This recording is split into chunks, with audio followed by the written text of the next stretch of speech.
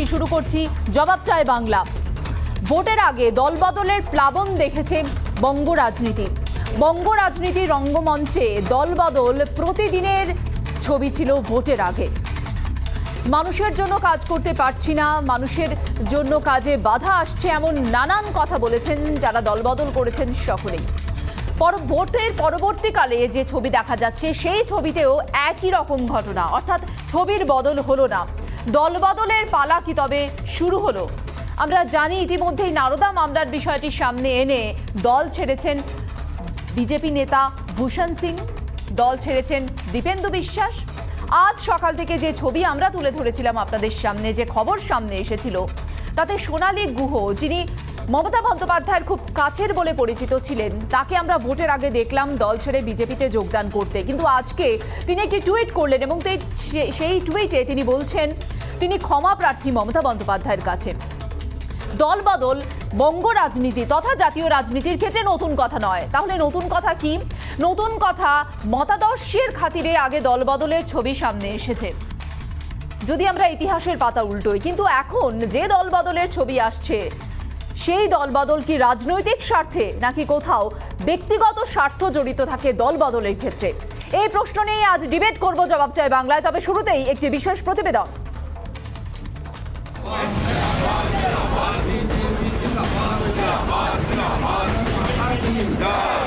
অত্যন্ত ভগ্ন হৃদয়ে বলছি যে আমি আবেগপূর্ণ হয়ে চরম অভিমানে ভুল সিদ্ধান্ত নিয়ে অন্য দলে চলে গিয়েছিলাম, যেটা ছিল আমার চরম ভুল সিদ্ধান্ত। কিন্তু সেখানে আমি নিজেকে মানিয়ে নিতে পারিনি। মাছ যেমন জল ছাড়া বাঁচতে পারে না, তেমন আমিও আপনাকে ছাড়া বাঁচতে পারবো না। দিদি, আমি আপনার কাছে ক্ষমা প্রার্থী। দয়া করে আমাকে ক্ষমা করে দিন। আপনি ক্ষমা না করলে আমি বাঁচব না। আপনার আঁচলের তলে আমাকে টেনে নিন। বাকি জীবনটা আপনার স্নেহতলে থাকার সুযোগ করে দিন। মোহভঙ্গ ছাড়া চলতে পারছি না প্রতি মুহূর্তে। যদিও সোনালীর বক্তব্যের সুর বলছে এটা মস্ত বড় ভুল, কিন্তু এতদিন রাজনীতি করলেন যার আদর্শে, তার রাজনৈতিক দল ছেড়েছিলেন ঠিক ভোটের আগে। মমতার সবথেকে কঠিন রাজনৈতিক সময়ে। তাই হয়তো সোনালীর ক্ষমা চাওয়ার বহরও বেশ বড় মাপের।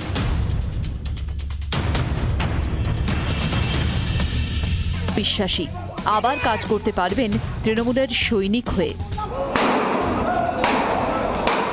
না, আজকে হঠাৎ এই সিদ্ধান্ত হয়নি। আমরা দুজনে স্বামী স্ত্রীতে বিজেপিতে গেছিলাম। আমরা এই মাছ যেমন জল ছাড়া বাঁচতে পারে না, আমারও তেমন একটা হঠাৎ ভুল সিদ্ধান্ত হয়ে গেছিল অভিমানের বশে। আমিও তেমনি দিদিকে ছাড়া চলতে পারছি না প্রতি মুহূর্তে। তাই আমি আবার দলে ফিরে যাওয়ার সিদ্ধান্ত নিই। আর বাকি রইল সোনালী গুহের মুখে বিজেপি প্রসঙ্গ। ভোটে বিজেপির আশানুরূপ ফল না হওয়ার পর হঠাৎ কেন মনে পড়ল তিনি ভুল করেছেন? রিপাবলিক বাংলাকে এক্সক্লুসিভলি জানিয়েছেন তিনি ভোটে টিকিটের জন্য বিজেপিতে যাননি। তাকে ভোটে প্রচারের কাজেও সেভাবে ব্যবহার করা হয়নি। এটাই তার ক্ষোভের কারণ। প্রার্থী হওয়ার জন্য বিজেপিতে যায়নি। আমি বলেছিলাম আমাকে প্রচারে রাখুন, আমাকে দলের কাজে খাটান। দল আমাকে সরিয়ে রাখলো, আমি তৃণমূল থেকে এসেছি বলে। দলে কোনো তৃণমূল থেকে যাওয়া কোনো নেতাকে সেভাবে কাজে লাগাতে দেখেছেন কি? শুভেন্দু অধিকারী, রাজীব বন্দ্যোপাধ্যায় তো কাজ করছে। শুভেন্দু অধিকারী টিকিট দিয়েছে, রাজীব বন্দ্যোপাধ্যায় টিকিট দিয়েছে, আর কাউকে টিকিট দিয়েছে কি? বিজেপির রাজ্য সভাপতি দিলীপ ঘোষের প্রতিক্রিয়া। আমরা সবাইকে যারা রাজনীতি করতে চান বা পার্টিতে কাজ করতে চান, বিজেপিকে দেখে এসছেন, তাদেরকে সবাইকে গ্রহণ করেছি, সম্মানের সঙ্গে জায়গাও দিয়েছি, এবং যারা হাজার হাজার মানুষ বিজেপিতে এসছেন বিভিন্ন পার্টি থেকে, সবাইকে জায়গা দিয়ে আগামী দিনে তার কাজ করার সুযোগ দেব। সোনালী চাইছেন দলনেত্রীর কাছে ক্ষমা চেয়ে দলে ফিরতে, কিন্তু অসময়ে দলত্যাগে সোনালীকে কি ফেরাবে তৃণমূল? ফল ঘোষণার পর খোদ মমতা বন্দ্যোপাধ্যায়ের মুখে শোনা গিয়েছিল,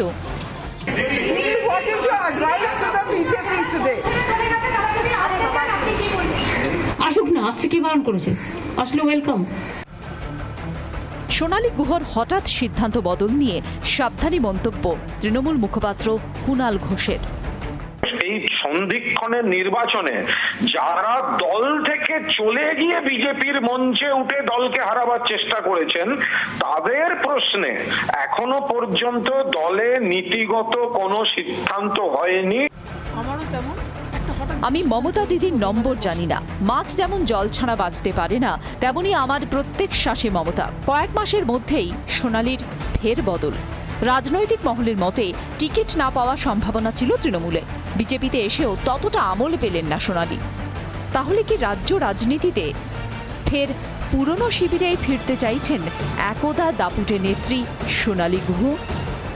রাজ্য রাজনীতিতে কি ঘরে ফেরার পালা শুরু হলো? ক্যামেরা দেবব্রতের সাথে অনুপম পাত্র, রিপাবলিক বাংলা, কলকাতা।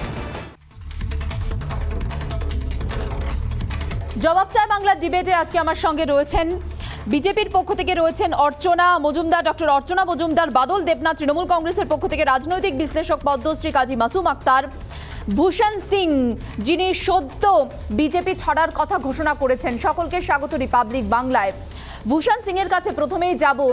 আপনি বিজেপি ছাড়ার সিদ্ধান্ত নিয়েছেন এবং ইতিমধ্যেই সেটা সকলের সামনে জানিয়েও দিয়েছেন। কি কারণে ছাড়ছেন দল বা ছাড়লেন দল?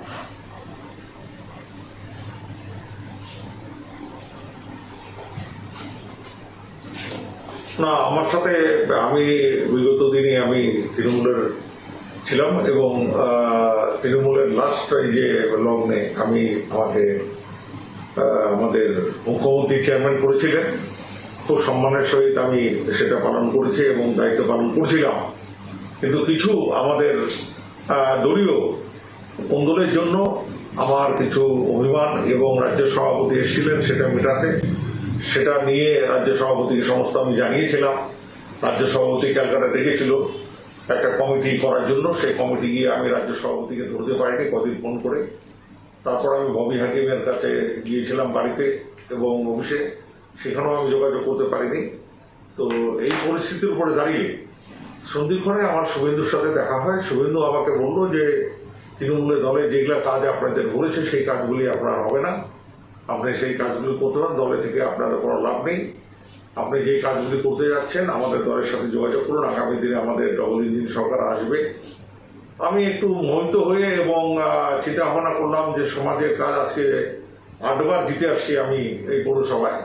প্রতিবার মানুষের সাথে আছি এবং মানুষের সাথে থেকে কাজ করছি। সমস্ত কাউন্সিলররা আমার সাথে ছিল। এই মুহূর্তে যখন আমি দেখলাম যে কারোর সাথে যোগাযোগ করতে শুভেন্দুর কথার উপরে আমি ডিপেন্ডেন্ট করে কিছুটা মতিভ্রম হয়ে গেল এবং আমি এসে 3 তারিখ আমার দিনহাটা মঞ্চে আমি যোগদান করি। তারপরে বিজেপির হয়ে কোনো আমি কার্যক্রম করিনি। আমি তৎক্ষণাৎ আমি বুঝতে পেরেছিলাম যে আমি একটু ভুল করলাম বোধ হয়। মনের দিক দিয়ে মনটা ছিল তৃণমূলের দিকে, দলে যোগ করলাম বিজেপিদের আমি কাউকে খারাপ বলবো না। তারা আমি দল যোগ করার পর অবশ্যই গিয়েছিলাম, তারা সম্মানের সহিত আমার সাথে কথা বলেছে। কিন্তু আমি আর দলের হয়ে কোনো কাজকর্ম কোনো প্রচার সেবে আমি কোনো কিছু করিনি। আমি এবং আমার দলগত যারা আমার অনুগামী ছিলেন তাদের কাউকে আমি কোনো কথা বলিনি। আমি আমার মতো ঘরে বসেছিলাম, কোনো প্রচারও যায়নি। মানে দুঃখ প্রকাশ করছিলাম মনে মনে যে আমার হয়তো জীবনের একটা বড় ভুল অধ্যায় শুরু হলো। সেই একটা সত্যি হলো যে ডবল ইঞ্জিন সরকার তো দূরের কথা, মানুষ আমাদের মুখ্যমন্ত্রীকে একদম মন থেকে ঢেলে তাকে ভোট দিয়েছেন। বাংলার মানুষ মুখ্যমন্ত্রীকে চায়। আমারও মনে সেটা ছিল, কিন্তু পরিস্থিতির উপরে দাঁড়িয়ে নিয়ে আমি আর যে তখন আমি তৃণমূলের হয়ে কাজ করবো সেই পরিস্থিতি ছিল না। তো পরবর্তীতে আমাদের কুচবিহারের উত্তরবঙ্গের ফলাফল খুব ভালো হয়। ফলাফল ভালো হওয়ার জন্য এখানে আমাদের যারা এমপি আছেন এবং যারা আমাদের এমএলএ আছেন তারা কোনো রকম কোনোভাবে যোগাযোগ করলেন না। এই প্যান্ডেমিক পিরিয়ডে মানে আমাদের প্যান্ডেমিক পিরিয়ডে আজকে কোভিড এই পরিস্থিতির উপরে দাঁড়িয়ে নিয়ে লোকের পাশে দাঁড়ানো হচ্ছে বড় মুদ্রা কথা। সেটা না দাঁড়িয়ে যার যার মতো ব্যক্তিগত সাথে সবাই চুপ হয়ে গেলেন। আমি একটা প্রশাসক হিসেবে এত বড় একটা দায়িত্ব ছেড়ে যখন দলে আসছি সেটাও পালন করতে পারছি না লোকের পাশে থেকে। এটা একটা আমাকে অতি একটা ব্যথার কারণ দাঁড়ায় এবং দলের প্রতি আমার শ্রদ্ধা থাকলেও দলের হয়ে প্রচারে আমি যেতে পারিনি। এটা আমার একটা দুঃখ থেকে গিয়েছিল। তারপর আমি চিন্তা ভাবনা করলাম যে ভুলটা করছি সেটা প্রায়শ্চিত্ত করতে হবে। তার জন্য আমি কোনো দলের মধ্যে আবেদনও করিনি, কারোর সাথে যোগাযোগ করিনি।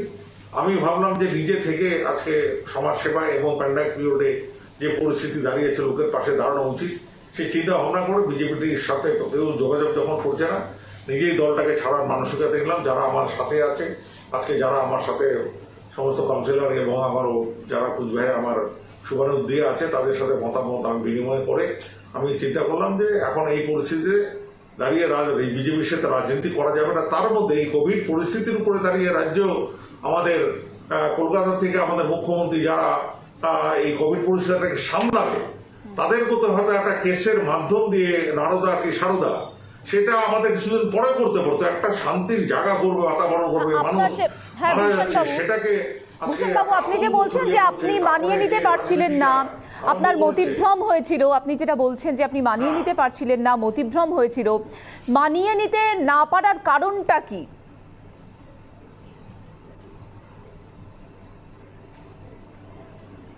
মানে নিতে মানে আমার পৌরসভার কাজের সমস্ত কর্তব্যে বাধা সৃষ্টি করছিল।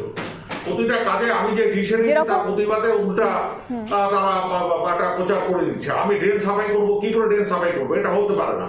এরকম যাদের মেম্বার করে আনছিল তারা আমাকে ডিস্টার্ব দিচ্ছিল।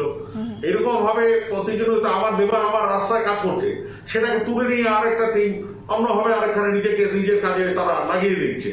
এখানে মারামারি করবো না, দল সামলাবো না পৌরসভার সেবা দেবো, এরকম জায়গায় দাঁড়িয়ে আমি তখন চিন্তা ভাবনা করবো এই পরিস্থিতিতে মানুষের পাশে না দাঁড়িয়ে, মানুষের সেবা না করে এখানে সবার সাথে মারামারি করবো, এই জায়গায় আমি যেতে পারিনি। তার জন্য মনের থেকে দুঃখ প্রকাশ করে রাজ্যনীতির সাথেও মত বিনিময় করেছিলাম।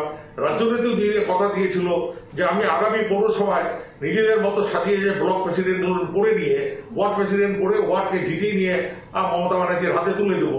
সেই পরিস্থিতি থেকে নিয়ে আমার সভাপতি যিনি ছিলেন ভাইয়ের মতো, কিন্তু সেটাকে আটকে নিজের মতো করে দল মানে ব্লক প্রেসিডেন্ট সাজিয়ে নিয়ে তারা একটা ডিক্লেয়ার করলেন। তাতে আমার অনুগুণ হয় এবং আমি অপমান বোধ করি যে আমি যাতে নিয়ে আজকে পুরো পৌরসভা আজকে তৃণমূলের হাতে তুলে দেবো, সেটাকে একটা ব্যাঘাত ঘটালো।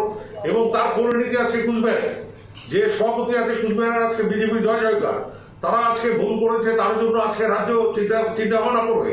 যাদের হাতে দায়িত্ব দিয়েছিল, যেখানে রবীন্দ্রনাথ ঘোষ ছিল সভাপতি ছিলেন, সেই সময় আমাদের 9টা বিধায়ক এখান থেকে জিতে বেরিয়েছে, আমাদের এমপি দাঁড়িয়েছে।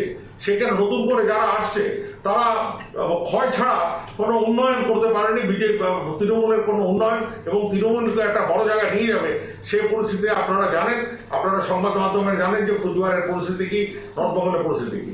কুচবিহারের ভয়ানক, কুচবিহার ছিল তৃণমূলের একটা ঘাঁটি, শক্ত ঘাঁটি, এটা বলতে হবে। সেই ঘাঁটিতে যখন একটা বিপর্যয় শুরু হয়, সেই বিপর্যয়টা মানতে না পেরে আমি দলটা বদল করেছিলাম, সেটা আমার একটা ভুল। আমি আজকে নির্দল হিসাবে আজকে সেই সমাজসেবায় আমি নামতে চাই। ধর্ম এবং রাজনীতি যেটা দ্বন্দ্ব, যেটা রাজনীতি প্রতিহিংসা, সেই প্রতিহিংসা আমি চাই না। মানে আপনি কি তাতে দেখলাম ক্যালকাটায়, হ্যাঁ, আপনি বলছেন নির্দল হিসেবে আপনি কাজ করবেন, মানুষের জন্য কাজ করবেন, তাহলে কি রাজনীতি থেকে সন্ন্যাস নিচ্ছেন আপনি?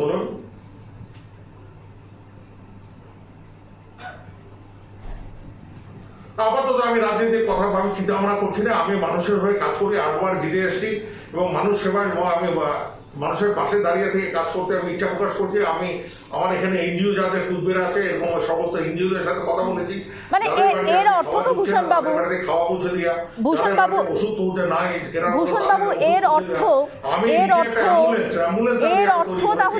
এর অর্থ আপনি তৃণমূল কংগ্রেসের থেকে আপনি বিজেপিতে গেলেন, তারপর এখন বিজেপি ছাড়ছেন আপনি, এখন আপনি বলছেন যে আপনি রাজনীতির অঙ্গ হিসেবে থাকতে চান না। তাহলে কি এটা তৃণমূল কংগ্রেস এবং বিজেপি দু দলেরই প্রতি আপনার বিতৃষ্ণার প্রতিফলন? মানে দু দলেরই প্রতি একটা বিতৃষ্ণা কাজ করছে? না, আমার দলের প্রতি, আমার মুখ্যমন্ত্রীর প্রতি আমার কোনো প্রতিহিংসা ছিল না। মুখ্যমন্ত্রীর প্রতি কোনো রাগ নেই, আমার ক্ষোভ নেই। আমার ডিস্ট্রিক্ট, আমার কুচবিহার জেলা যেখানে আমি থাকি, সেখানে দলগতভাবে আমাকে কাজ করতে দেওয়া হচ্ছিল।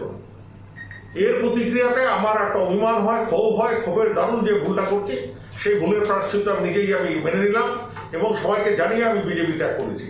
আজকে যে পরিস্থিতিতে ক্যালকাটায় যে আমরা দল আপনাকে কাজ করতে দিচ্ছিল না বলে আপনি বিজেপিতে এলেন, তারপর বিজেপিতে এসেও আপনি কাজ করতে পারলেন না। আমি একটু বোঝার চেষ্টা করছি যে দল কাজ করতে দিচ্ছিল না বলে আপনি বিজেপিতে এলেন।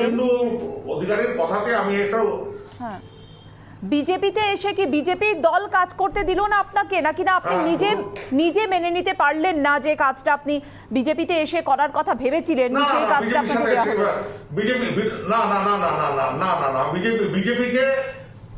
বিজেপিকে আমি দোষারোপ দিচ্ছি না। বিজেপি এত এমএলএ এবং এমপি হওয়ার পরে তারা কোনো যোগাযোগ করেনি, এবং এইভাবে সবাই এক হয়ে মানুষের পাশে দাঁড়াবো সেরকম কোনো প্রতিকারও দেখতে পাচ্ছি না। আমি বুঝলাম যে একটা দলে যখন আমাকে কাজ করতে দেওয়া হচ্ছিল না, যেই দলে আমি ছিলাম সেই দলে কাজ করতে দেওয়া হচ্ছে না।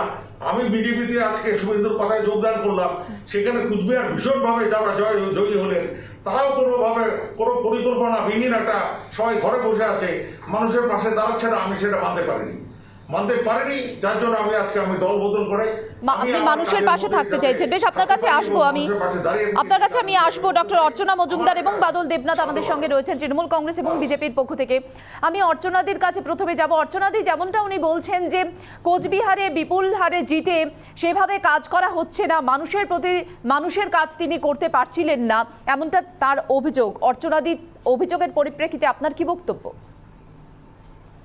দেখুন, উনি ওনার মতো এক্সপ্লেনেশন দিচ্ছেন, তো ব্যাপারটা এরকম হচ্ছে যে রাজনীতিতে যখন দল বদল হয় আমরা দেখেছি ভোটের আগে একটা গ্রুপ চলে আসে, আবার যে দলটা ক্ষমতায় আসার সেই দিকে পাল্লা ভারী হয়ে যায়, আবার যখন দেখা যায় যে কোনো দল শাসক দল হয়ে গেছে সেদিকে ফেরত যায়।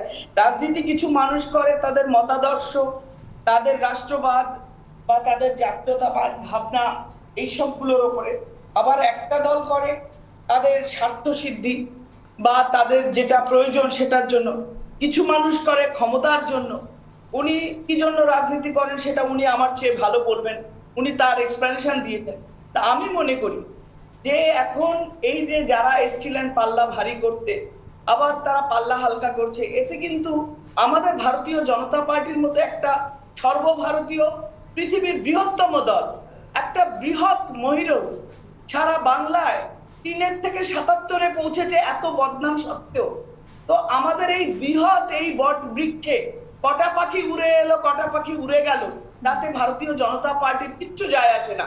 ভারতীয় জনতা পার্টির আসল সম্পদ হলো আমাদের কার্যকর্তা, আমাদের গ্রাসরুট। কিন্তু আপনার এই কথার পরিপ্রেক্ষিতে এই অর্চনাদি আজকে সোনালী গুহ একটা গুরুতর অভিযোগ করেছেন। তিনি বলছেন যে তৃণমূল কংগ্রেস থেকে যারা বিজেপিতে যোগদান করেছিলেন তাদের কাজের কোনো জায়গাই দেওয়া হয়নি, টিকিটের জন্য তিনি আসেননি, তিনি স্বাভাবিক কাজ করতে চেয়েছিলেন, প্রাথমিক সদস্য হিসেবে কাজ করতে চেয়েছিলেন, তাকে ব্যবহার করা হয়নি, বিজেপি তাকে ব্যবহার করেনি, কারণ তিনি তৃণমূল কংগ্রেস থেকে এসেছিলেন। প্রথম কথা, দেখুন, ভারতীয় জনতা পার্টি একটা রেজিমেন্টেড পার্টি। আমি একজন সিনিয়র গাইনোকোলজিস্ট, আমি একজন ভারত সরকারের বড় জায়গা থেকে ভারতীয় জনতা পার্টিতে রীতিমতো 4 বছর গ্রাউন্ড লেভেলে কাজ করে তবে আজকে এই জায়গায় এসে আমাদের কিছু শিক্ষা প্রশিক্ষণ, আমাদের রাজনীতিতে কাজ করার মাপকাঠি সবকিছু মিলিয়ে মিশিয়ে হয়। চট করে এসে একটা বড় দায়িত্ব দেওয়া হয় না, এটা আমাদের দলের নীতি। তারাই পান যারা রাজনৈতিক ভাবে ফোরফ্রন্টে থাকেন। একজন ছাড়া আপনি দেখাতে পারবেন না যারা দল বদলে এসেই একটা ভারতীয় জনতা পার্টির বড় দায়িত্ব পেয়ে। এটা আমাদের দলের সংগঠনের একটা ক্যারেক্টার। আর দ্বিতীয় হলো, আমি দিদিকে দেখেছি, কাছে থেকেই দেখেছি, উনি যখন জয়েন করেছেন উনি কিন্তু আগের মতো সেই রকম নেই। উনি শারীরিকভাবে একটু হলেও আগের থেকে অসুস্থ, এবং ওনার কাজকর্ম এবং রাজনৈতিক সবকিছুতে আমার মনে হয়েছে একটা লিমিটেশন এসে গেছে। সব মিলিয়ে ভোটের প্রাক্কালে ওনাকে ব্যবহার করা হয়েছে কি হয়নি সেটা উনি বলবেন। বেশ, আমি বাদলদার কাছে যাব। সম্মান পেয়েছেন, বেশ, আপনি বলছেন সম্মান পেয়েছেন উনি। আমি বাদলদার কাছে যাব। বাদলদা, ভোটের আগে যেমন দলবদল আমরা দেখেছি, বেশিরভাগ ক্ষেত্রে দেখেছি তৃণমূল কংগ্রেস ছেড়ে বিজেপিতে যোগদানের একটা হিড়িক লেগেছিল, এখন কি তার উল্টো ছবি আমরা দেখতে চলেছি? ভূষণ সিং তিনিও রয়েছেন এই মুহূর্তে, তিনি বিজেপি ছেড়েছেন, তিনি যদিও বলছেন যে তিনি এখন অন্য কোনো দলে যোগ দেবেন না, কিন্তু সোনালী গুহ যেভাবে আজকে টুইট করলেন তা তো পরোক্ষে একটা বার্তা। মীনাক্ষী, আমি বলি কি, বোকা বোকা কথা বিজেপি অনেক কিছু জানেন না বলেই বলছেন। যা ওনার ব্যাপার উনি বলছেন, ওনার ব্যক্তিগত ওনার দলের ব্যাপার। যে কথা আমি বলি, আমাদের বাংলায় একটা কথা আছে, হর হরি আত্মা। হর অর্থাৎ ভগবান শিব, আর হরি হচ্ছে ভগবান বিষ্ণু। হর হরি আত্মা। আর বাংলা এবং বাঙালি মানুষের মধ্যে একটা যে সত্তা এবং তার যে আত্মা দীর্ঘ 40-50 বছর ধরে যে বহন করে চলেছেন, তার নাম হচ্ছে মমতা ব্যানার্জি।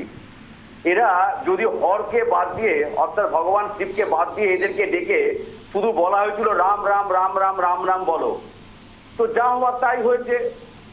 রাম রাম বলতে বলতে এরা দেখছে আর ভালো তো লাগছে না, এর তো আত্মার একটা মিলন চাই, তার সঙ্গে তো আরেকজন চাই, সে তো হরহরি আত্মা, শিব বিষ্ণুর মিলন।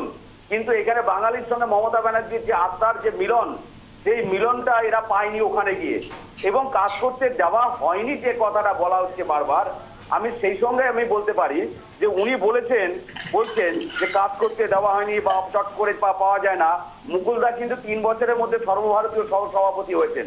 অনুপম হাজরা অল্প বয়সী একটি ছেলে সর্বভারতীয় সম্পাদক হচ্ছেন 2 বছরের মধ্যে, এবং 6 দিনের মধ্যে রবীন্দ্রনাথ বাবু সিঙ্গুরে বিধানসভার টিকিট পেয়েছেন, টিকিট পেয়েছেন। এবং আস্তে আস্তে কে অর্চনাদি বলছেন, বাদলদা বলুন। আস্তে আস্তে আস্তে তো মুকুলদা 3 বছরে, অনুপম হাজরা 2 বছরে, এবং তার সঙ্গে রবীন্দ্রনাথ বাবু 6 দিনের মধ্যে টিকিট পেয়েছেন। বহু লোক আছেন যারা চট জলদি গিয়ে 10 দিন 15 দিনে গিয়ে টিকিট পেয়েছেন, আর বহু মানুষ পেয়ে টিকিট পাননি। যে কথাটা উনি বলছেন, এই আপনার এই কথাতেই আমার একটা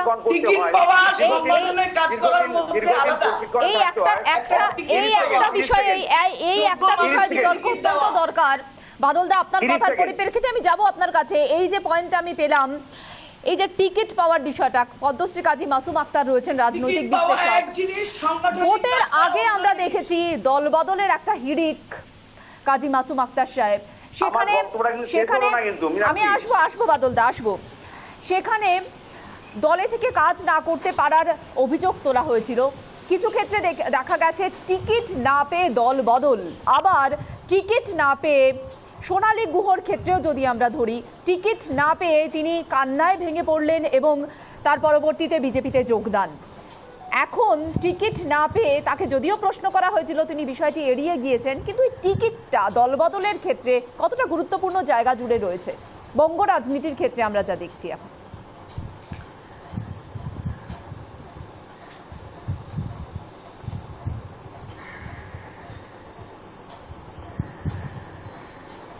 মাসুম আক্তার সাহেব বলুন, শোনা যাচ্ছে? হ্যাঁ, শোনা যাচ্ছে। হ্যাঁ বলুন। হ্যাঁ হ্যাঁ, বিষয় হচ্ছে যে মরীচিকার বালুচরে তাসের ঘর বাঁধতে চেয়েছিল বিজেপি। ক্ষমতায় আসবে, বাংলায় এক নবজাগরণ করবে, এমন একটা স্বপ্ন নিয়ে। তো কাদের নিয়ে তাসের ঘর তৈরি করতে চেয়েছিল? কেন তাসের ঘর হলো? কিছু আদর্শহীন লোককে নিয়ে করতে চেয়েছিল, যারা দীর্ঘদিন ধরে বিজেপি করেছে, আরএসএস করে, তার অনেকটা কোথাও কোথাও ব্রাত্য হয়ে গিয়েছিল। অনেক পুরনো লোকেরা কষ্ট পেয়েছিল। আমি জানি যারা রাজনীতি করে কম বেশি, যারা সমাজ একটু মেশে কম বেশি, যারা সমাজকে নিয়ে ভাবে, যারা সমাজ ও রাজনীতির আত্মীকরণের চেষ্টা করে সমাজকে সুস্থ করার জন্য, তারা কম বেশি জানে। তো যারা এসেছিল, আমি অবাক হয়ে আপনাদের চ্যানেলে বলেছিলাম যে বাম আমল থেকে তৃণমূল আমলে যখন সম্পূর্ণ পরিবর্তন ঘটল, সেই নন্দীগ্রাম, সিঙ্গুর বা মুসলিম ভোটকে কেন্দ্র করে, সাচার কমিটিকে কেন্দ্র করে যখন পরিবর্তন ঘটলো 2021 সালের কথা, 2011 সালের কথা, তখন এভাবে ভাঙন হয়নি সিপিএম এর মধ্যে। সিপিএম থেকে মাত্র 2-1 জন এসেছিল তৃণমূল ক্ষমতা আসার আগে। তৃণমূল ক্ষমতা আসার পরে কিছু লোক সিপিএম থেকে এসেছিল পরবর্তীকালে, কিন্তু এভাবে বিশাল ভাঙন ভারতবর্ষের ইতিহাসে, কেন বিশ্বের ইতিহাসে কোথায় ঘটেছে কিনা সন্দেহ। একটা দল, শাসক দল, তারা সেখান থেকে একটা দল আসতে পারে এই সম্ভাবনায় যে বিপুলভাবে ভেঙে বিজেপিতে যোগদান করেছিল, তখনই আমি ত্রাহি করেছিলাম এরা কারা, এরা কি কোনো আদর্শ নীতি নিয়ে আসছে? এখানেই প্রশ্ন আমার একেবারে, আমাকে ভূষণ সিংকে ছাড়তে হবে। ভূষণ সিং এর কাছে আমি আসছি, কাজী মাসুম আক্তার সাহেব। ভূষণ সিং এর কাছে আমার শেষ প্রশ্ন। ভূষণ বাবু, যে অভিযোগ বারবার উঠছে এবং এই মুহূর্তে যেটা অত্যন্ত গুরুত্বপূর্ণ এবং প্রাসঙ্গিক, সেটা হচ্ছে ব্যক্তি স্বার্থ কোথাও কি কাজ করেছে দলবদলের ক্ষেত্রে? যে অভিযোগ উঠছে যে ব্যক্তির স্বার্থে কোনো আঘাত, তার পরিপ্রেক্ষিতে দলবদল এবং দল ছাড়া।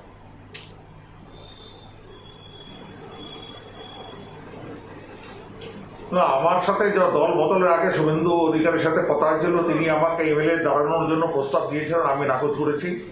আমি মানুষের কাজের জন্য থাকতে এগিয়ে যাওয়ার চেষ্টার কথা বলেছি যে আমি না মানুষের পাশে থাকতে চাই। আমাকে এমএলএর জন্য উনি অফার দিয়েছিলেন, আমি সেটা বলবো না, সেখান থেকে আমি সেই অফার আমি গ্রহণ করিনি। কিন্তু আমি দেখলাম যে এই প্যান্ডামিক পরিস্থিতিতে যেভাবে জাতি দাঙ্গার গন্ডগোল ক্যালকাটায় লাগলো, এই পরিস্থিতি আমাকে উদ্বেগে ফেলিয়ে দিয়েছে এবং আমরা নিজেরা কোনো কাজকর্ম করতেছি। এখান থেকে এত দল জিতে ও নর্থ বেঙ্গলে তারাও কোনো ওয়ার্ক করছে না, আজকে মানুষের পাশে দাঁড়ানোর চেষ্টা করছে না। অতএব মানুষের পাশে দাঁড়ানোর জন্য দল লাগে না, তার জন্য নিজের উদ্বেগ লাগে, নিজের প্রচেষ্টা লাগে। সেই প্রচেষ্টার উপরে দাঁড়িয়ে নিয়ে আমার নিজের কনফিডেন্সের উপরে দাঁড়িয়ে চেষ্টা করছে না। আপনি বলছেন কোচবিহারে অন্তত প্রচুর লোক আছে। বিজেপি, ভূষণবাবু, বিজেপি এই মুহূর্তে কোচবিহারে অন্তত মানুষের পাশে দাঁড়ানোর চেষ্টা করছে না আপনি বলছেন। আমি ক্যালকাটা যে পরিস্থিতি দেখছি, কলকাতাতে বেশ, তৃণমূল কংগ্রেস কি করছে? ক্যালকাটায় হচ্ছে, তৃণমূল কংগ্রেস কি করছে? ভূষণবাবু, তৃণমূল কংগ্রেস কি সেই চেষ্টা করছে? যে গন্ডগোলটা হয়েছে এটা ভীষণ উদ্বেগে পালিয়েছে। এই করোনা পরিস্থিতি তৃণমূল কংগ্রেস কি চেষ্টা করছে? ওনারা যদি আমার মনে অ্যারেস্টটা যদি না হতো তাহলে এই প্যান্ডামিক এই অ্যারেস্টটা যদি না হতো তাহলে আমার মনে হয় অনেক কাজ এগিয়ে যেত এবং মানুষ অনেক বেঁচে যেত। কোভিডের যে পরিস্থিতি, প্যান্ডামিক পরিস্থিতি অনেক সামনে পারত রাজ্য সরকারের মাধ্যমে, মানুষের মাধ্যম দিয়ে। এটা না করে নিয়ে একটা যে গন্ডগোল, সেই পরিস্থিতি তৈরি করাতে অনেক মানুষের মনে অসুবিধা হচ্ছে। মানুষ বাঁচবে কি না লড়বে, আজকে দিন আনে দিন খায় মানুষ, তারা খাওয়া পাচ্ছে না। অসুবিধে রয়েছে করোনা মোকাবিলায়। ভূষণবাবু, করোনা মোকাবিলায় রাজ্যের, ভূষণবাবু, করোনা মোকাবিলায় রাজ্যের ভূমিকা নিয়ে আপনার কি মত? রাজ্যের ভূমিকা কি সন্তোষজনক? ভূমিকা রাজ্য সঠিক দিশা এবং সঠিক চিন্তা ভাবনা করছে, হ্যাঁ, সন্তোষজনক ব্যাপার। এবং আমি যখন পৌরসভার আমি ছিলাম, আমি তখন দলমত নির্বিশেষে 20টা ওয়ার্ডে প্রতিটা মানুষের ট্রাকে ট্রাকে চাল, ডাল, তেল, আলু এগুলো সমস্ত দিয়েছি, ওষুধ দিয়েছি, স্যানিটাইজার দিয়েছি, মাস্ক দিয়েছি। এভাবে আমি সমস্ত মানুষের পাশে দাঁড়িয়েছিলাম। ভূষণবাবু, আমার শেষ প্রশ্ন, আপনাকে আমাকে ছাড়তে হবে। ভূষণবাবু, শেষ প্রশ্ন, তাহলে আপনি তাহলে জবাব চাই বাংলায় লাইভ অনুষ্ঠানে আপনি বললেন যে আপনি এখন আর অন্য কোনো দলে যেতে চান না। তাহলে যে রিউমার শোনা যাচ্ছে আপনি তৃণমূল কংগ্রেসে যোগদান করছেন, এটা তাহলে রিউমারই? আপনি কোনো দলে এখন যোগ দেবেন না? এটা ভবিষ্যতে কথা বলবে, মানে দলের কথা কেউ বলতে পারে, রাজনীতির শেষ কথাও নেই। অথবা এটার কথা আমি বলতে পারছি না। আমি একটা অ্যাম্বুলেন্স তৈরি করে নিয়ে আমি দান করছি আমি আমাদের রামকৃষ্ণ মিশনকে, যাতে তাদের পরিষেবার মাধ্যমে অ্যাম্বুলেন্সের পরিষেবা তারা মানুষকে যাতে কাজে লাগাতে পারে। মানে আপনি এই বিষয়ে আপনি এখনই মন্তব্য করতে চাইছেন না, কারণ বেশ, কিন্তু ইঙ্গিতপূর্ণ কথা বললেন যে রাজনীতিতে শেষ কথা বলে কিছু হয় না। অসংখ্য ধন্যবাদ ভূষণবাবু আমাদের সঙ্গে থাকার জন্য, জবাব চাই বাংলায় রিপাবলিক বাংলাকে সময় দেওয়ার জন্য। Thank you so much. আমি এই বিষয়ে যাব অর্চনাদির কাছে। অর্চনাদি, তিনি যে অভিযোগটা করছেন যে বিজেপি কাজ করছে না করোনা মোকাবিলা এবং কাজ করার, আমরা এই মুহূর্তে এসএসকেএম হাসপাতালের ছবিটা দেখবো, আসবো আবারও ডিবেটে। এসএসকেএম হাসপাতালে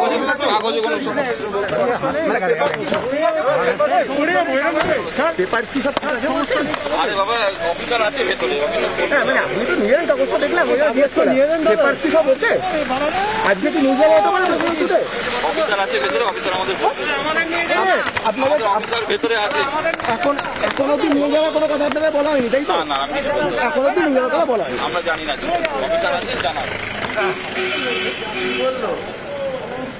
কি বললো শোভন চট্টোপাধ্যায় এসএসকেএম থেকে আজকে সম্ভবত বাড়ি যাবেন, এমনটাই সম্ভাবনা উঠে আসছে। পুলিশ আধিকারিকরা তারা দেখা করতে গিয়েছিলেন এবং তারা বেরিয়ে এলেন। কিছুক্ষণের মধ্যে শোভন চট্টোপাধ্যায় বেরোতে পারেন, এমনটাই সম্ভাবনা। কিছুক্ষণ আগে শোভন চট্টোপাধ্যায় সাংবাদিকদের মুখোমুখি হয়ে বেশ কয়েকটা কথা বলেছেন। আজ হয়তো তিনি এসএসকেএম থেকে ছাড়া পেতে পারেন এবং গৃহবন্দী অবস্থায় তিনি বাড়িতে ফিরতে পারেন, এমনটাই সম্ভাবনা।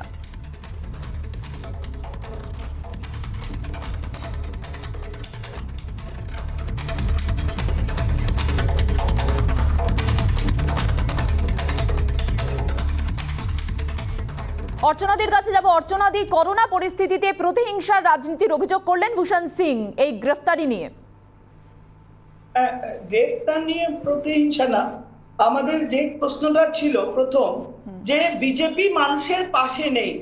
আমি নিজে বলছি, আমি যদি এর পাশাপাশি তিনি বললেন যে কলকাতায় যে গ্রেফতারি সেটা তিনি মেনে নিতে পারেননি এই করোনা পরিস্থিতিতে। তিনি মনে করছেন এটা রাজনৈতিক। হ্যালো, না, উনি কি বলছেন সেটা ওনার বক্তব্য, কিন্তু এই কোভিড পিরিয়ডে, প্যান্ডেমিক সিচুয়েশনে আমাদের যেটা প্রাথমিক কর্তব্য, যে পোস্টপোল ভায়োলেন্সে আমাদের কর্মীদের ওপর অকথ্য অত্যাচার হয়েছে, 31 জন মারা গেছে, এত রেপ, মার্ডার, বাড়ি আগুন জ্বালানো, গাড়ি ভাঙা, প্রায় 1000 খানেক কর্মী এখনো বাড়ি ছাড়া, আমাদের লক্ষাধিক মানুষের উপরে নানা ধরনের ক্ষতি হয়েছে।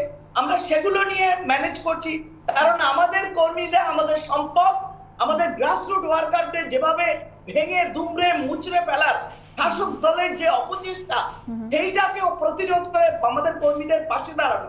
আর দ্বিতীয় হলো, এই কোভিড প্যান্ডেমিক সিচুয়েশনে পশ্চিমবঙ্গের যে বেহাল স্বাস্থ্য দশা, সেইটার পাশে বিজেপি প্রতিটি অঞ্চলে দাঁড়িয়ে। আমি নিজে একজন বিজেপি কর্মী, আজকে সারা দিনে 100-র উপর পেশেন্টের চিকিৎসা করে এলাম উত্তর দমদমে, সকাল থেকে দাঁড়িয়ে দাঁড়িয়ে এই কোভিড পিরিয়ডে। আমরা এছাড়াও রেশন দেওয়া, চাল, ডাল, তেল এবং তাদের স্যানিটাইজার, অমুক তমুক আমি নিজে দাঁড়িয়ে প্রতিদিন করছি। বেশ, আপনি বলছেন যে বিজেপি এই করোনা পরিস্থিতিতে যেখানে কর্মীরা আক্রান্ত হচ্ছেন বলে আপনারা অভিযোগ করছেন, সেই পরিস্থিতিতেও মানুষের পাশে রয়েছেন, কিন্তু রাজ্যের স্বাস্থ্যের বেহাল দশা। বেশ, বাদলদা কি বলবেন এই বিষয়ে? এই রাজ্যের বিরোধী দলকে কাজ করতে দেওয়া হয় না ম্যাডাম, এই রাজ্যের মিডিয়া সেগুলো দেখায় না। বিজেপিরা যদি কাজ করতে যায় তাদের কোভিড আইনে ধরে নেওয়া হয়, অ্যারেস্ট করা হয়। বিজেপি যদি কাজ করতে যায় কোভিড আইনে ধরা হয়। বাদলদা, ভালো বক্তা থাকা দরকার আমার সঙ্গে, নালে এই ফালতু কথাগুলো শুনতে ভালো লাগে না, মন চায় না। ভালো না, গোটাটাই অভিযোগ বাদলদা, গোটাটাই অভিযোগ। উল্টো পাল্টা কথাবার্তা বলে যাচ্ছেন, গোটাটাই অভিযোগ। বলুন কি বক্তব্য? ঘটনা হচ্ছে, আমাকে তুমি শেষ করতে দিলে না মীনাক্ষী, দুঃখটা ওখানে। আমি সব উত্তর দিতে রাজি আছি, আমাকে 2 মিনিট সময় দাও, আমি 2 মিনিটের বেশি বলবো না। ঘটনা হচ্ছে যে আমি যে কথা বলতে চেয়েছিলাম, যারা বিজেপি ছেড়ে চলে, তৃণমূল ছেড়ে যারা বিজেপিতে গেছে, যে আত্মার কথা বলছিলাম, এদের মনের মধ্যে ছিল আত্মা মমতা ব্যানার্জি, কিন্তু এদের শরীর চলে গেছিল বিজেপিতে। এদেরকে বিভিন্নভাবে প্রলোভন দেখানো হয়েছিল, কাউকে টিকিট দেওয়া হবে, কাউকে বড় পদ দেওয়া হবে, আমরা ক্ষমতায় আসবো। সোনার বাংলার মানুষ, সোনার বাংলার যে গল্পটা এরা দিয়েছিলেন, বাংলার মানুষ বুঝে গেছিলেন যে তারা ভারতবর্ষে একটা রাজ্য সোনার রাজ্য বানাতে পারেনি, ভারতবর্ষে একটা রাজ্যকে সোনার রাজ্য বানাতে পারেনি। তাই বাংলাকে বারবার সোনার রাজ্য বলার যে প্রবক্তা, যেগুলো কথাগুলো সেন্ট্রাল লিডাররা এবং কেন্দ্রীয় মন্ত্রীরা যারা বারবার বলেছিলেন, এবং 400-র উপর লিডার, হাজার উপর কর্মী বিহার, উত্তরপ্রদেশ, ঝাড়খণ্ড থেকে দিয়ে আসা, এবং ধর্মতলায় বিভিন্ন ধর্মশালাগুলোতে তাদেরকে রাখা, এই যে বিরাট একটা চক্রান্ত যা বিজেপি করেছিল বাংলাকে দখল করার যে চিন্তা ভাবনা, কিন্তু বাঙালির সত্তাকে ওরা জানতে পারেনি। আর বাঙালির সত্তাকে জানতে না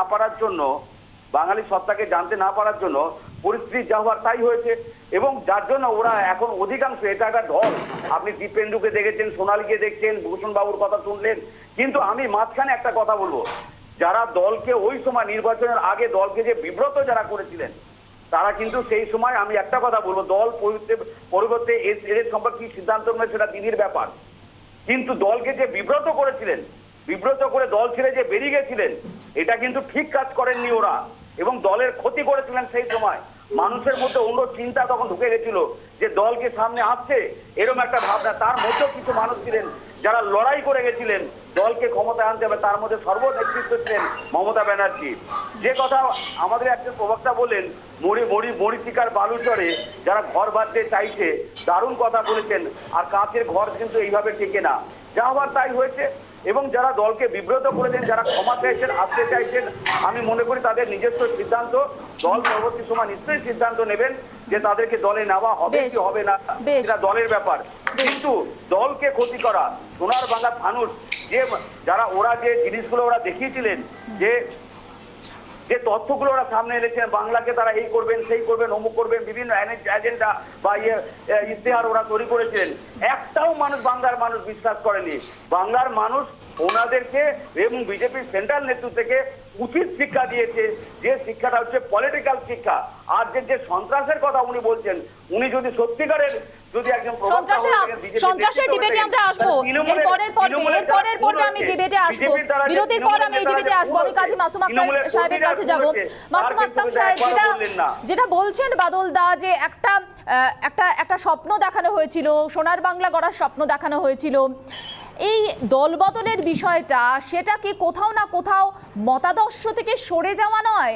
সংশয়, অবিশ্বাস এগুলো হঠাৎ করে ভোটের আগে প্রকট হয়, আবার ভোটের পরে সমস্ত সংশয় তখন দূরে সরে যায়, সমস্ত অবিশ্বাস ও বিশ্বাসে পরিণত হয়, যেমনটা আজকে সোনালী গুহর টুইটে আমরা দেখলাম। এটাই কি রাজনীতি? এখানে কি এই মতাদর্শের বিষয়টা কার্যত ঠুনকো হয়ে যাচ্ছে না?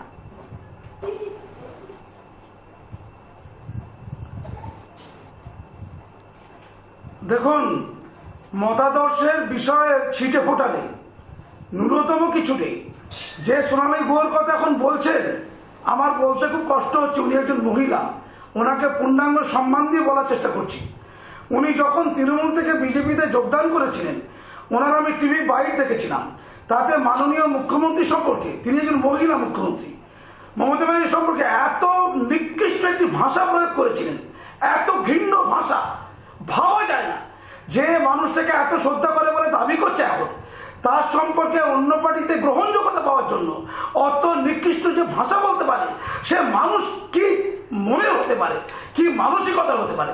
তাদের কাছে কোনো নীতি আদর্শ আশা করছেন কি করে? আমি অবাক হয়ে যাচ্ছি। সেই মুড়ায় যিনি মাস্টারমশাই, আমি শিক্ষা জগতের মানুষ, আমার বলতে কষ্ট লাগছে, তিনি আদর্শের কথা বলতে বলে বিজেপিতে যোগদান করেছিলেন। তিনি বলেছিলেন যে মমতা ব্যানার্জি এটাকে গুরুত্ব দেয়নি, তাই তিনি বিজেপিতে এসছেন।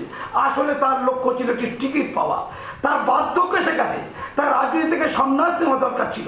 তিনি কিন্তু আবার ভোটে দাঁড়িয়ে টিকিট পাওয়ার সত্ত্বে তিনি এলেন বিজেপিতে এবং যথারীতি হারলেন। ঘটনা হচ্ছে, এই বয়সও মানুষের এই লোভ, আমার দুশ্চিন্তা বাঙালি জাতিকে নিয়ে। বাঙালি জাতি এত পাল্টিকর জাতি হয়েছে, গোটা ভারতবর্ষের লোক কিল্লি দিচ্ছে, মজা করছে, মস্করা করছে। কোথায় গেল বাঙালি ঐতিহ্য? বাংলায় দ্বিতীয় পর্বে যে বিষয় নিয়ে ডিবেট হবে বলেছিলাম আপনাদের, সেটি হচ্ছে রাজ্যে রাজনৈতিক হিংসা অব্যাহত, ভোট পরবর্তী হিংসার ছবি এখনো পর্যন্ত উজ্জ্বল। যেখানে আমরা দেখেছি গতকালও আক্রান্ত হয়েছেন বিধায়ক, বোমা মারার অভিযোগ, তাকে কেন্দ্র করে, তাকে লক্ষ্য করে বোমা মারার অভিযোগ, একই সঙ্গে পুলিশি নিষ্ক্রিয়তার অভিযোগ উঠছে। আবার যখন চাপের মুখে পুলিশ কোনো ভূমিকা নিচ্ছে, সেটাতে পুলিশের অতি সক্রিয়তার অভিযোগ উঠছে। গোটা বিষয় মিলে এই মুহূর্তে রাজনৈতিক যে সন্ত্রাস, সেই সন্ত্রাস কিন্তু অব্যাহত এবং তাকে কেন্দ্র করে উদ্বেগও বাড়ছে। শুরুতেই দেখে নেব এই পর্বের একটি বিশেষ প্রতিবেদন।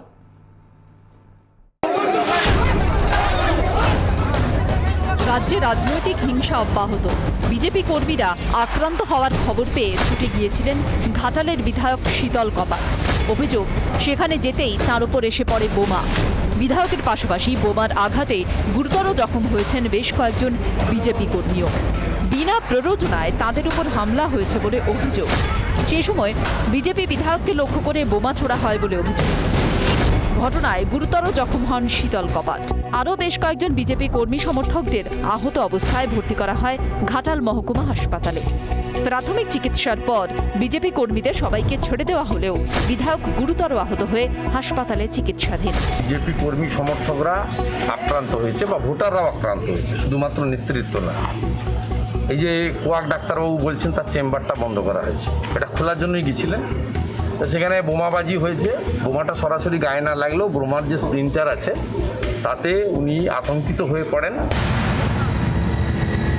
মার্চ মাসে প্রাতঃভ্রমণে বেরিয়েছিলেন দলের মণ্ডল সভাপতি অমিত সরকার, কিন্তু তার কিছুক্ষণ পরেই দিনহাটায় বিজেপি পার্টি অফিস লাগোয়া পশু চিকিৎসালয়ের বারান্দায় অমিত সরকারের ঝুলন্ত দেহ দেখতে পান স্থানীয় বাসিন্দারা। ঘটনার প্রতিবাদে রণক্ষেত্রের চেহারা নিয়েছিল এলাকা। তৃণমূল কংগ্রেসের বিরুদ্ধে খুনের অভিযোগে থানার সামনে বিক্ষোভও দেখিয়েছিলেন বিজেপি কর্মী সমর্থকরা। এমনকি সেদিন উদয়ন গুহর বাড়ির সামনেও বোমাবাজি করা হয় বলে অভিযোগ। ঘটনায় তৃণমূল কংগ্রেসের বিরুদ্ধে খুনের অভিযোগ দায়ের করেছিলেন মৃতের স্ত্রী। তোলপাড় হয়ে উঠেছিল রাজ্য রাজনীতি। অবশেষে দিনহাটায় বিজেপির মণ্ডল সভাপতির মৃত্যুতে দলেরই এক নেতাকে গ্রেফতার করল সিআইডি। এই নেতার নাম চন্দন মণ্ডল। তদন্তকারীদের দাবি, ধৃতের বিরুদ্ধে নির্দিষ্ট বেশ কিছু তথ্য প্রমাণ মিলেছে। প্রশ্ন উঠছে চন্দন মণ্ডলের গ্রেফতারি নিয়ে। রিপাবলিক বাংলা। আমাদের সঙ্গে এই পর্বে শীতল কপাট রয়েছেন সরাসরি হাসপাতালের বেড থেকে। আমাদের সঙ্গে মালতী রাভা রয় রয়েছেন বিজেপির পক্ষ থেকে, বিজেপির বিধায়ক। স্বাগত জানাচ্ছি আপনাদের দুজনকে রিপাবলিক বাংলা। এবং যে সমস্ত অতিথিরা আমার সঙ্গে ছিলেন তারা তো রয়েছেন। সরাসরি শীতল কপাটের কাছে যাই। শীতল বাবু হাসপাতালের বেড থেকে এই মুহূর্তে রয়েছেন আমাদের সঙ্গে। প্রথমেই আপনার কাছে প্রশ্ন, এখন কেমন আছেন আপনি?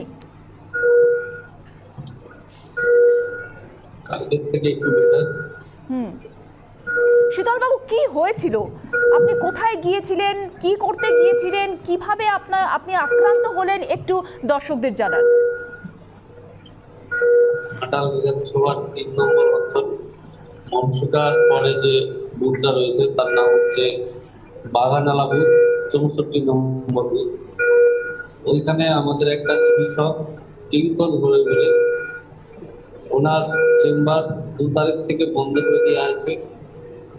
আমরা বারবার প্রশাসনকে বলেছি, দেখছি করে কাটিয়ে দিয়েছে। এমন একজন বিশিষ্ট মানুষ, যেখানে মানুষ চিকিৎসার অভাবে কষ্ট পাচ্ছে, ওখান থেকে আমাদের কর্মীরাও বলছে, আর বিক্রমবাবু বারবার ফোন করছে। গেছিলাম ওনার কাছে দেখা করার জন্য।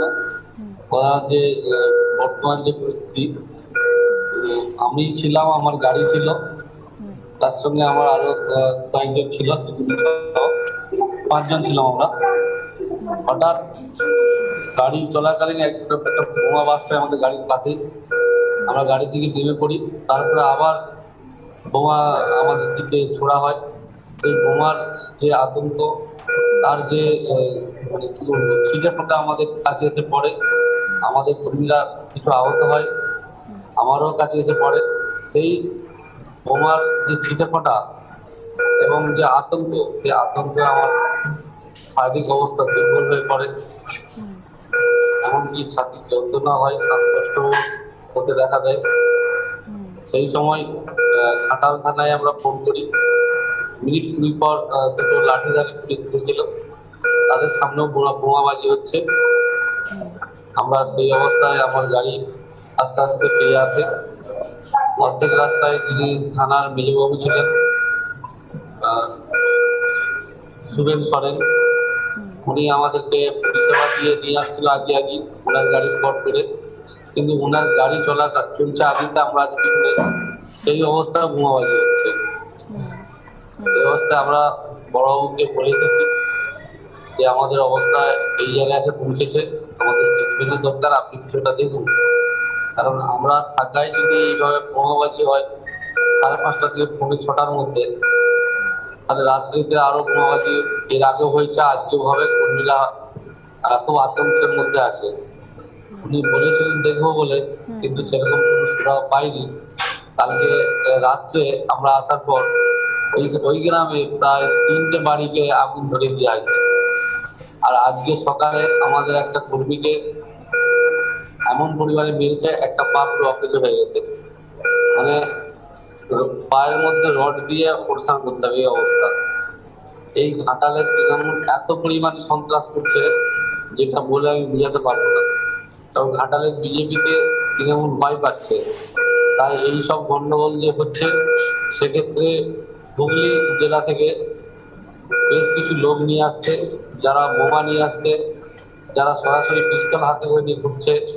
বিজেপি কর্মীকে দেখলেই বলছে গুলি করে দেবো, কখনো কখনো হাওয়ায় ফায়ার করছে। গুলির আওয়াজে মানুষ কি ভীত সন্তুষ্ট। সেখানে প্রশাসনকে সেই জায়গায় আমরা পুলিশকে বললে শীতল বাবু, পুলিশের কি বক্তব্য, প্রশাসনের কি বক্তব্য? প্রশাসন বলছে আমরা দেখছি, আপনি ওখান থেকে চলে আসুন, আপনি ডাক্তারি স্টেটমেন্ট করুন, ওইটা আমাদের দায়িত্ব, আমরা দেখছি। কিন্তু এখনো পর্যন্ত সেভাবে কোনো সুরাহা হয়নি। মানে শুধুমাত্র দেখছেন বলছেন, কিন্তু সুরাহা হচ্ছে না। শীতলবাবু একটু দয়া করে আমাদের সঙ্গে থাকুন। আমি জানি আপনি খুব অসুস্থ, আপনাকে খুব দ্রুতই আমি ছাড়বো, কিন্তু আমার এই বিষয়ে বক্তব্য জানার দরকার। যিনি শাসক দলের পক্ষ থেকে আমাদের সঙ্গে রয়েছেন এই মুহূর্তে, বাদল দেবনাথ। বাদলদা, যেটা অভিযোগ, প্রকাশ্যে বন্দুক নিয়ে ঢুকছেন, পিস্তল নিয়ে ঢুকছেন, বোমাবাজি করছেন, কিন্তু প্রশাসন বলছে দেখছি, যেটা আম জনতার চোখের সামনে প্রকট হচ্ছে, সেটা পুলিশ প্রশাসন কি দেখতে পাচ্ছে না? তারা কি অন্ধ? তারা কেন ব্যবস্থা নিচ্ছে না? সঞ্চালক সরাসরি যদি বলে দেয় পুলিশ প্রশাসক অন্ধ, না এমনটা তো অভিযোগ, এমনই তো অভিযোগ। কষ্ট পেলাম। দুই হচ্ছে উনি যে কথা বলছেন আমি জানি না এখনো পর্যন্ত, আমি হঠাৎই খবরটা পেলাম, দেখলাম, শুনলাম। আমি আমার তরফ থেকে যতটা আমার যোগাযোগ আছে আমি সবাইকে অনুরোধ করবো এর একটা তদন্ত হওয়া দরকার আছে। 2 নম্বর হচ্ছে যে আমি বিজেপির অনেক নেতাদের কথা, আমি অনেক বলছি, অনেক নেতাদের কথা আমি বিশ্বাস করি না। কারণ এরা যেভাবে চক্রান্ত করে, যেভাবে অন্য দলকে, শাসক দলকে বিব্রত করে, যেটা বারবার প্রমাণ হয়েছে। যে কথা তুমি দিনহাটার কথা তুমি বললে, দিনহাটায় যে লোকটা আত্মহত্যা করেছিলেন বিজেপি, ওনাকে এক মহিলার ব্যাপার, আমি কি খারাপ কথা আমার মুখে আসে না, আপনি ডিরেক্টলি আত্মহত্যাই বলছেন, অমিত সরকার আত্মহত্যা করেছেন বলছেন। এবং শুনে নাও কথাটা, এবং যে পয়সার ব্যাপার, মহিলার ব্যাপার, অনেক কিছু কথা উঠেছিল, এবং তার পরবর্তী সময় বারবার বলা হয়েছিল যে এটা ওদের দলের ব্যাপার। উনি তার সুইসাইড নোটে অনেক কিছু লিখে গেছিলেন। তারপরেও কিন্তু দিনহাটা এবং উদয়নদার বাড়িতে বোমাবাজি, এবং উদয়নদাকে যারা হাত পা ভাঙলো, উদয়নদাকে মারার যারা চেষ্টা করলো, তারা কেন সেই সময় গ্রেফতার হলো না? প্রশ্নটা এখনো রয়ে গেল। এবং সারা বাংলায় প্রায় 130 জনের ওপরে যে তৃণমূলের নেতাদের যে খুন করা হয়েছে, তার কথা কিন্তু বিজেপি নেতৃত্ব একবারও স্বীকার করে না, যেটা খুব দুঃখের এবং খুব কষ্টের। তুমি নিজের কথা বলো, অন্যের কথা বল, অন্যের কথা তুমি বলতে পারো না। তুমি নিজে বলছো যে আমার লোক খুন হয়েছে, কিন্তু তুমি যে আরেকজনকে খুন করার জন্য দৌড়ে যাচ্ছ বা খুন করছো, যেমন ইলেকশনের সময় কেশপুরে উত্তম দুলইয়ের কথা তুমি মনে করে দেখো, পার্টি অফিসে টেনে বার করে হিচড়ে তাকে খুন করা হয়েছিল। তারকেশ্বরে কিভাবে পিটিয়ে মেরে ফেলা হয়েছিল, উত্তর 24 পরগনায় কিভাবে মারা হয়েছিল, ব্যারাকপুরে যেমন তৃণমূল কংগ্রেস কর্মীরা আক্রান্ত হচ্ছেন, তেমনি বিজেপি কর্মীরা আক্রান্ত হচ্ছেন। বিশ্বাস করি না আমি। বেশ, আপনি বিশ্বাস করেন না বলছেন। মালতী রাভা রায় তিনি আমাদের সঙ্গে রয়েছেন এই মুহূর্তে। যেমনটা উনি বলছেন যে অমিত সরকার আত্মহত্যা করেছেন, প্রথমেই বললেন বাদলদা। আমরা দেখলাম পুলিশের নিষ্ক্রিয়তার একটা অভিযোগ, আবার যখন চাপের মুখে পুলিশ কোনো ভূমিকা নিতে সক্রিয় হয় তখন অতি সক্রিয়তা। যেটা দেখা যাচ্ছে যাকে গ্রেফতার করা হলো, তার কিসের পরিপ্রেক্ষিতে গ্রেফতার করা হলো? চন্দন মণ্ডলকে তাকে গ্রেফতার করা হলো যে তদন্তকারীরা দাবি করছেন অমিত সরকারকে শেষবারের সঙ্গে চন্দনের সঙ্গে দেখা গিয়েছিল অমিত সরকারকে, এই কারণেই তাকে গ্রেফতার। গোটা বিষয়টা কোন দিকে যাচ্ছে?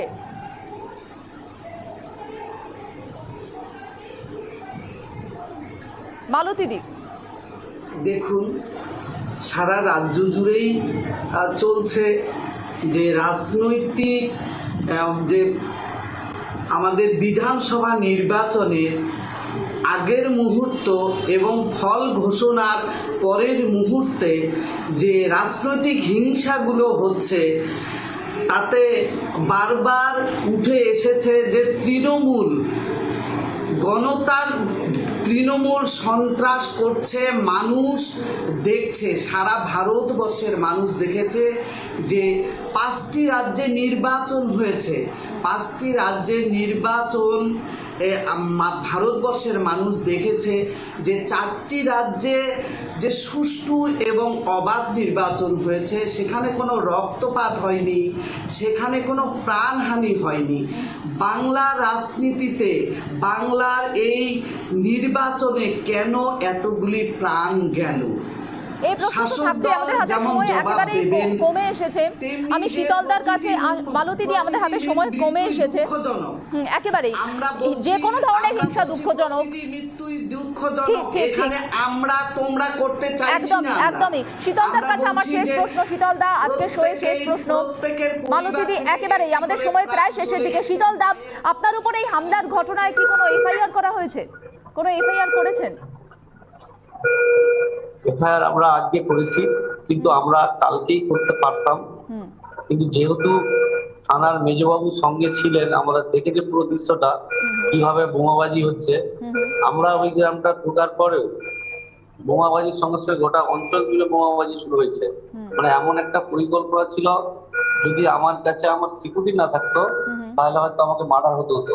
তো সেই জায়গায় প্রশাসন কতটা ভূমিকা নেয়, আমি যেহেতু আমরা সঙ্গে সঙ্গে বড়বাবুর সাথে কথা বলেছি, উনি বিষয়টা দেখবে বলেছেন, বেশ সেই জন্য আমরা একটা দিন পরে এফআইআরটা করছি। বেশ বেশ প্রশাসনের ভূমিকাটা আমরা দেখতে চেয়েছি, কিন্তু প্রশাসন এখন পর্যন্ত নিজের চোখে দেখেছে এত কিছু ঘটনা ঘটেছে, স্টেপ নেবে বলে এখন পর্যন্ত নেয়নি। আজকে আমরা এফআইআরটা করবো। আমরা দেখে নিলাম যে প্রশাসন নীরব হয়ে রয়েছে, তাদের কোনো ভূমিকা নেই, বেশ এখনো পর্যন্ত ভূমিকা পালন করেনি। বেশ শীতলদা, আপনি দ্রুত সুস্থ হয়ে উঠুন, আপনার দ্রুত সুস্থতা কামনা করছি। অসংখ্য ধন্যবাদ আমাদের সঙ্গে কথা বলার জন্য। শোভন চট্টোপাধ্যায় এই মুহূর্তে এসএসকেএম হাসপাতাল থেকে তিনি বেরোচ্ছেন। শোভন চট্টোপাধ্যায় কিছুক্ষণ আগেই তিনি সাংবাদিকদের মুখোমুখি হয়ে কিছু বক্তব্য তার ছিল। শোভন চট্টোপাধ্যায় এসএসকেএম হাসপাতালে আমরা দেখতে পাচ্ছি তিনি যেখানে ছিলেন, এসএসকেএম হাসপাতালের এই হাসপাতাল থেকে প্রেসিডেন্সি জেলে নিয়ে যাওয়ার কথা রয়েছে শোভন চট্টোপাধ্যায়কে। প্রেসিডেন্সি জেল থেকে পুলিশ এসে পৌঁছেছে এসএসকেএমে। এসএসকেএম থেকে তাকে জেলেই যেতে হবে, তারপর তিনি বাড়িতে এই মুহূর্তে যেতে পারবেন কিনা সে বিষয়ে এখনো পর্যন্ত তথ্য স্পষ্ট সামনে আসেনি। গৃহবন্দী অবস্থায় তার বাড়িতে থাকার কথা, কিন্তু এই বিষয়ে কিছু জটিলতা তৈরি হয়েছে বলে জানা যাচ্ছে। আমাদের প্রতিনিধি ভাস্কর রয়েছেন। ভাস্কর, কি বলবেন? শোভনদা কি বলবেন? শোভনদা কি বলবেন? শোভনদা কি বলবেন? শোভনদা দেখো, এই মুহূর্তে কিন্তু শোভন চ্যাটার্জি এসএসকেএম হাসপাতাল থেকে বের করে কিন্তু নিয়ে যাওয়া হচ্ছে আমরা প্রতিক্রিয়া নেওয়ার চেষ্টা করছিলাম। অবশ্যই সবার কথা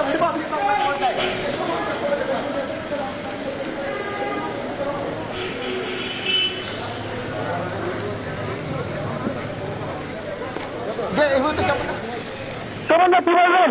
শোভনদা আপনার রিয়াকশন? শোভনদা দীর্ঘ সময় পর শোভনদা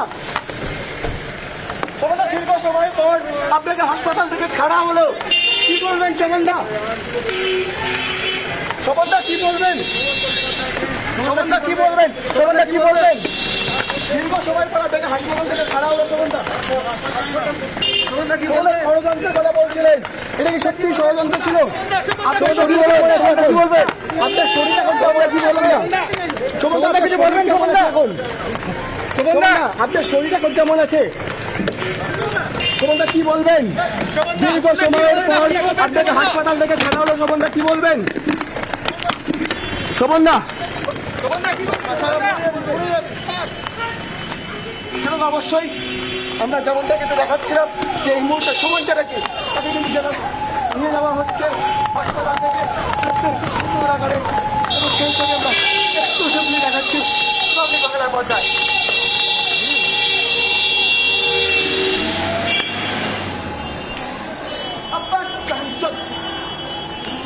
हिदायत है क्या?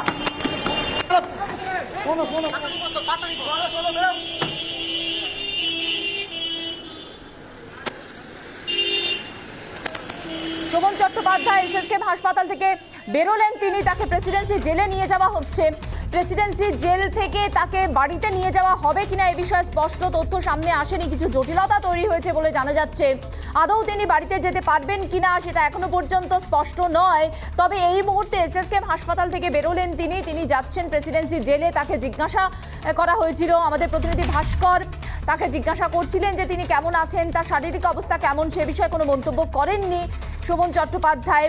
তিনি সোজা বেরিয়ে গেলেন প্রেসিডেন্সি জেলে উদ্দেশ্যে রওনা দিলেন তিনি। কিছুক্ষণ আগে পুলিশ আধিকারিকরা তারা এসেছিলেন প্রেসিডেন্সি জেল থেকে, শোভন চট্টোপাধ্যায়ের সঙ্গে দেখা করেন, কথা বলেন তারা। এরপর তাকে নিয়ে বেরিয়ে যান পুলিশ আধিকারিকরা। ভাস্কর আমাদের প্রতিনিধি এই মুহূর্তে রয়েছেন সরাসরি সেখান থেকে। ভাস্কর, কোনো কথাই বললেন না শোভন চট্টোপাধ্যায়, আমরা দেখলাম এখন প্রেসিডেন্সি জেলে তিনি যাচ্ছেন, তারপর বাড়িতে যাওয়ার বিষয়টা এখনো পর্যন্ত কি স্পষ্ট নয়?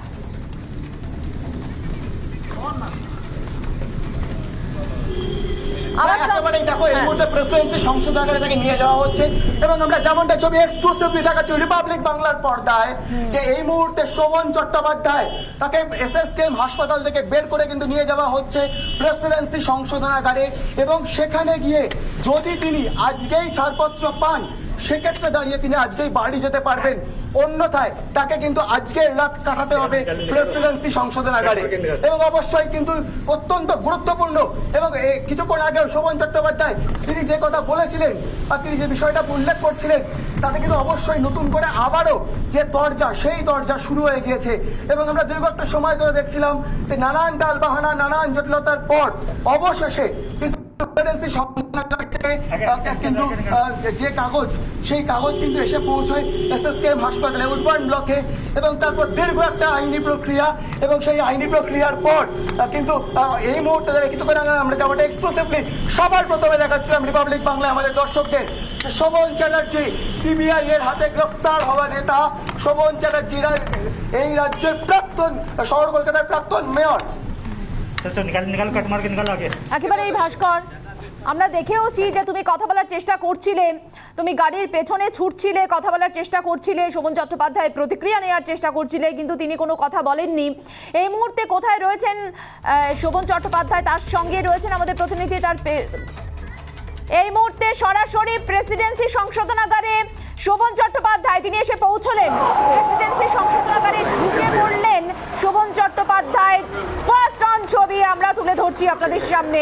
শোভন চট্টোপাধ্যায় এসএসকেএম হাসপাতাল থেকে বেরিয়ে তিনি প্রেসিডেন্সি সংশোধনাগারে ঢুকলেন এবং সেই ছবি আমরা তুলে ধরলাম আপনাদের সামনে। প্রেসিডেন্সি সংশোধনাগারে কিছু ফর্মালিটিস রয়েছে, তার সেই সমস্ত ফর্মালিটিস কমপ্লিট হবে কিনা আজকে, আদৌ আজ তিনি বাড়ি যেতে পারবেন কিনা সে বিষয়ে এখনো সংশয় রয়েছে, কিছু জটিলতাও রয়েছে। আজ তিনি বাড়ি যাবেন নাকি কাল যেতে পারবেন সে বিষয়ে স্পষ্ট কোনো তথ্য এখনো পর্যন্ত সামনে আসছে না। তবে সরাসরি এসএসকেএম থেকে প্রেসিডেন্সি সংশোধনাগারে গিয়ে সেখানে কিছু ফর্মালিটিস কমপ্লিট করতে হবে শোভন চট্টোপাধ্যায়কে, তারপরেই হয়তো বাড়ি যাওয়ার অনুমতি পাবেন তিনি। তবে সেই অনুমতি আজকে পাবেন কিনা সে বিষয়ে রয়েছে সংশয়, এখনো পর্যন্ত সে বিষয়ে স্পষ্ট তথ্য সামনে আসেনি। প্রেসিডেন্সি সংশোধনাগারে পৌঁছে গেলেন শোভন চট্টোপাধ্যায়। এসএসকেএম হাসপাতাল থেকে প্রেসিডেন্সি সংশোধনাগার পর্যন্ত তার যে জার্নি ছিল সেই জার্নি তাকে ফলো করেছে রিপাবলিক বাংলা।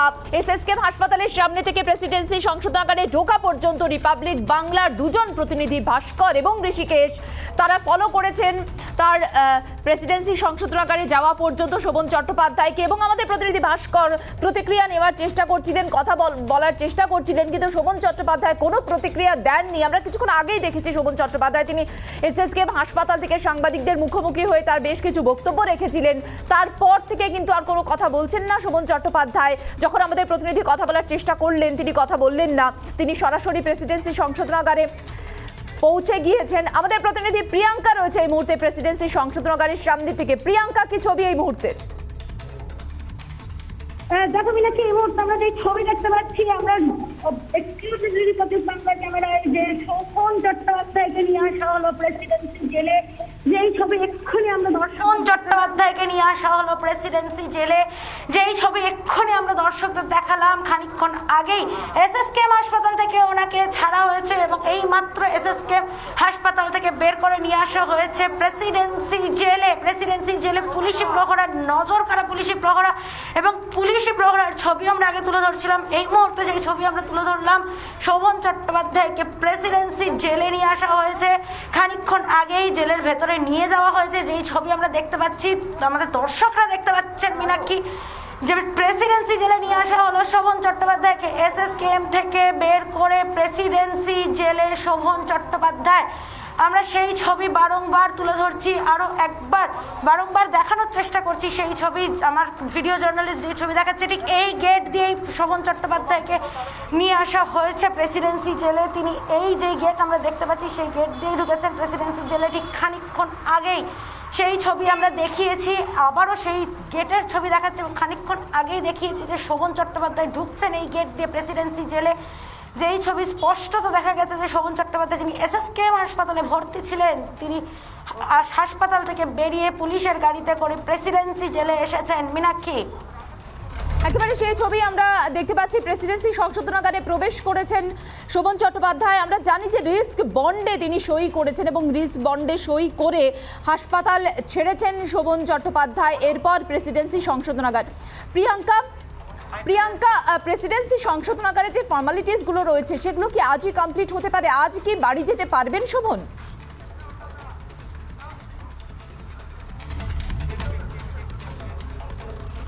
দেখো মীনাক্ষী, এই বিষয়ে বেশ কিছু প্রশ্ন উঠে আসছে যে শোভন চট্টোপাধ্যায় আজ বাড়ি যেতে পারবেন কিনা, কারণ তার বেশ কিছু বিষয় যদি নজর রাখতে হয় তা হলো নজরবন্দি।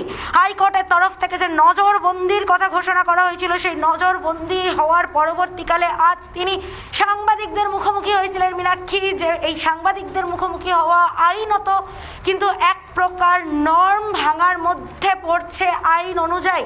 সেই আইন অনুযায়ী এই নর্ম ভাঙার পরবর্তীকালে তিনি আজই সব ফর্মালিটিস পূরণ করে প্রেসিডেন্সি সংশোধনাগার থেকে বাড়ির পথে যেতে পারবেন কি পারবেন না, তাকে আজকের রাতটা প্রেসিডেন্সি জেলেই থাকতে হবে তা অবশ্যই উত্তর সময় সাপেক্ষ এবং উত্তর পরবর্তীকালে নিশ্চয়ই পাওয়া যাবে।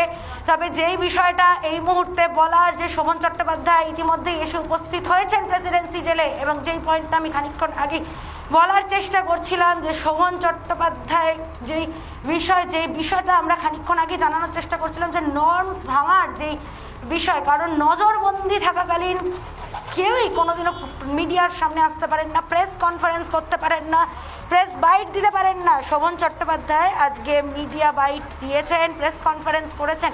সেই নর্ম ভাঙার জন্য কি তাকে কোনোভাবে আজ রাত্রে প্রেসিডেন্সি জেলেই থাকতে হবে? ফর্মালিটিস পূরণ করা সম্ভব হবে কিনা সেই বিষয়ে অবশ্যই জানা যাবে খানিকক্ষণের মধ্যে। তবে এই মুহূর্তে শোভন চট্টোপাধ্যায় এসে উপস্থিত হয়েছেন প্রেসিডেন্সি জেলে। যেই ছবি আমরা দেখাচ্ছি, যেই গেট আমরা দেখাচ্ছি, সেই গেট দিয়ে খানিকক্ষণ আগেই প্রেসিডেন্সি জেলে প্রবেশ করেছেন শোভন চট্টোপাধ্যায়। মীনাক্ষী, একেবারে এই প্রশ্নটা সামনে আসছে, তুমি যেটা বলছিলে যে নিয়ম ভাঙার সামিল সাংবাদিকদের মুখোমুখি হওয়া এই মুহূর্তে, যেখানে তিনি নজরবন্দি রয়েছেন এবং সাংবাদিকদের মুখোমুখি হয়ে তিনি গুরুতর অভিযোগ করেছিলেন। তিনি বলেছিলেন যে তাকে বিনা কারণে হাসপাতালে আটকে রাখা হয়েছে, অসুস্থতার অজুহাতে তাকে আটকে রাখা হয়েছে, তিনি বাড়ি যেতে চাইছেন, এই মুহূর্তে জোর করে তাকে হাসপাতালে আটকে রাখা হয়েছে। প্রতিবাদে গতকাল থেকে তিনি কিছু খাননি বলে অভিযোগ করেছিলেন শোভন চট্টোপাধ্যায়। এবং প্রিয়াঙ্কা, আমাদের প্রতিনিধি যে তথ্য তুলে ধরলো, এই মুহূর্তে প্রেসিডেন্সি সংশোধনাগারে ফর্মালিটিস যে রয়েছে সেটা কমপ্লিট করে তিনি আজকে বাড়ি যেতে পারবেন কিনা সে বিষয়ে জটিলতা তৈরি হয়েছে।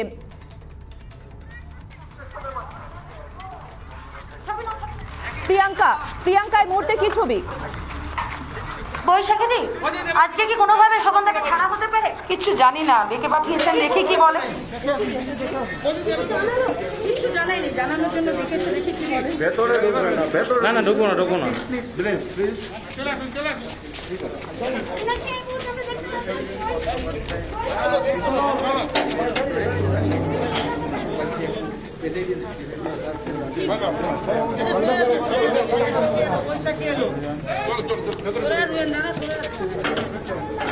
প্রেসিডেন্সি জেল থেকে আজকে শোভন চট্টোপাধ্যায়কে ছাড়া হবে কিনা সেই বিষয়ে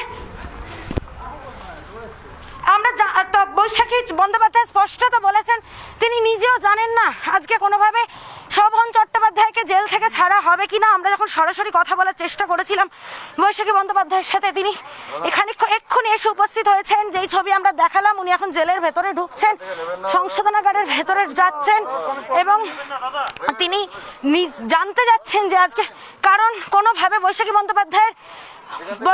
বন্দ্যোপাধ্যায়ের দাবি এবং তিনি স্পষ্টত অভিযোগ করছেন যে তিনি জানেন না এখন অবধি তিনি জেলে এসেছেন, তিনি কথা বলবেন জেল আধিকারিকদের সাথে, তার পরবর্তীকালে তিনি জানতে পারবেন যে কোনোভাবে আজকে শোভন চট্টোপাধ্যায়কে জেল থেকে ছাড়া হবে কিনা।